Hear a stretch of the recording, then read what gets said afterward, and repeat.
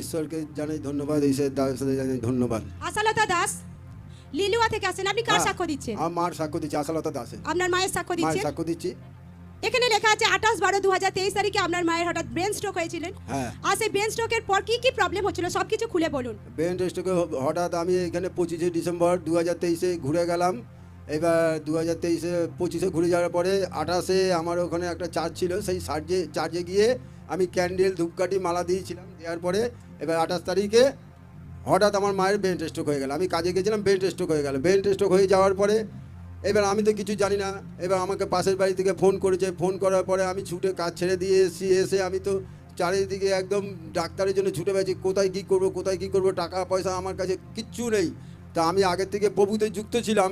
ওনার বাঁ দিকের অঙ্গ প্যারালাইসিস হয়ে যায়। হ্যাঁ, বাবা ওনার প্যারালাইসিস হয়ে গেছিল। আর উনি পুরো বিছানায় পড়ে যান। উনি বিছানায় পড়েছিল, বিছানায় পায়খানা পেচ্ছাপ সব করতো, আমি সব পরিষ্কার করতাম। এজন্য উনি কোথায় চিকিৎসা করেছিলেন? ও তারপরে এই করতে করতে একটা খবর পেলাম, প্রাইভেট ডাক্তারের কাছে নিয়ে গেলাম। সে বললো যে হাওড়া হাসপাতালে লিখে দিল। হাওড়া হাসপাতালে নিয়ে গেলাম, ওইখান থেকে আবার পাঠিয়ে দিল জয়সওয়াল হাসপাতাল লিলুয়া।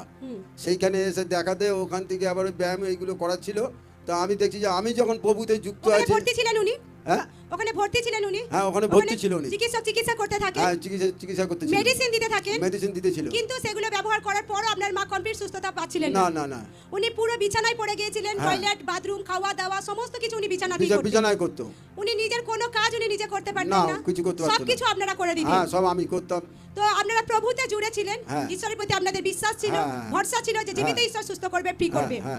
তো এইভাবে যখন আপনার মা প্যারালাইসিসে পড়েছিল, তো ফিরসে তখন আপনারা অনলাইন প্রার্থনা অ্যাটেন্ড করতে থাকেন। অনলাইনে প্রার্থনা রিসিভ করতে থাকেন। এবং আপনার মাকে এখানে লেখা আছে যে আপনি নিজে কোলে করে আপনি প্রার্থনায় নিয়ে আসতে থাকেন। হ্যাঁ, আমি 1 মাস পরে প্রার্থনা নিয়ে এসেছি। তখন আমাদের রাস্তায় জল ছিল, শীতের সময়। তো আমি 1 মাস ডাক্তার দেখিয়ে তারপর থেকে আমি এখানে আনা শুরু করেছি। তো আপনার মাকে এনে আপনি এমার্জেন্সি সেকশনে শুয়ে দিতেন। এবং সেখান থেকে উনি ঈশ্বরের দাসের দ্বারা ফায়ার প্রার্থনাকে রিসিভ করতে থাকেন।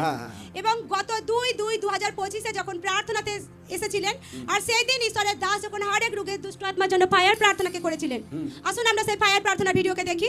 हर एक शैतानी आत्मा, हर एक रोगेर आत्मा, हर एक जादूटोना आत्मा, हर एक नशर आत्मा, हर एक पापे ताकत, Holi ghost, Holi ghost, Holi ghost, समस्त अंधकार शक्ति, रोगेर आत्मा, पापे ताकत, हर एक रोगेर आत्मा, এটা ঈশ্বরের দিক দিয়ে নয়, শয়তানের দিক দিয়ে, জাদুটনা আত্মা দিক দিয়ে, রোগের আত্মা, জাদুটনা আত্মা, Holy Ghost, Holy Ghost, Holy Ghost, Holy Ghost, Holy Ghost, Holy Ghost. আর সেই ফায়ার প্রার্থনাকে রিসিভ করার পর কি হয় বলুন? রিসিভ করার পরেই আমি একটু সুস্থ হয়েছি। সুস্থ লাগে, শরীরটা পুরো হালকা লাগে। তারপর থেকে আপনি ধীরে ধীরে সুস্থ হতে থাকেন।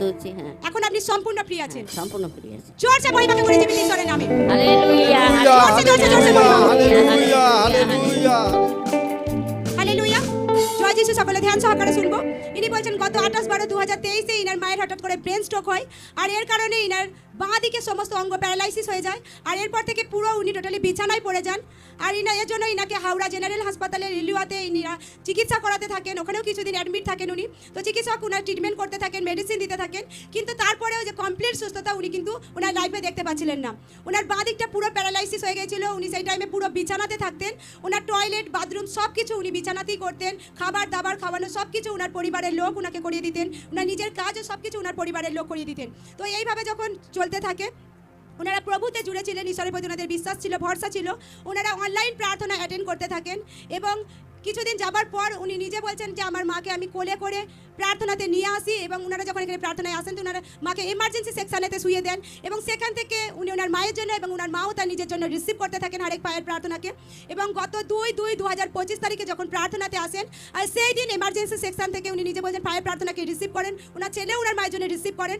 এবং তারপরে যে মুহূর্তে ফায়ার প্রার্থনা রিসিভ করেন, ঈশ্বরের গ্রেস ওনাকে স্পর্শ করে। উনি নিজে চেক করেন, দেখেন যে শরীর পুরো হালকা লাগছে।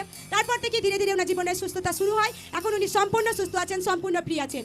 এখন কতদিন হচ্ছে আপনি সম্পূর্ণ ফ্রি আছেন? এখন 1 মাস হয়ে গেছে, সম্পূর্ণ ফ্রি আছেন। 1 মাস সম্পূর্ণ ফ্রি আছেন। এখন সব কিছু করতে পারছেন। চলা, হাঁটা, ওঠা, বসা, খাওয়া দাওয়া সব কিছু নিজে নিজে করতে পারছেন। আপনি হাঁটা চলা করে দেখান। জোরসে জোরসে মহিমাকে করে জীবিত ঈশ্বরের বড় আশীর্বাদের জন্য। জীবিত ঈশ্বরের বড় ছোঁয়ার জন্য জোরসে মহিমাকে করি জীবিত ঈশ্বরের নামে। জোরসে জোরসে জোরসে জোরসে জোরসে মহিমা হোক জীবিত ঈশ্বরের বড় আশীর্বাদের জন্য। জোরসে জোরসে জোরসে মহিমা জীবিত ঈশ্বরের নামে।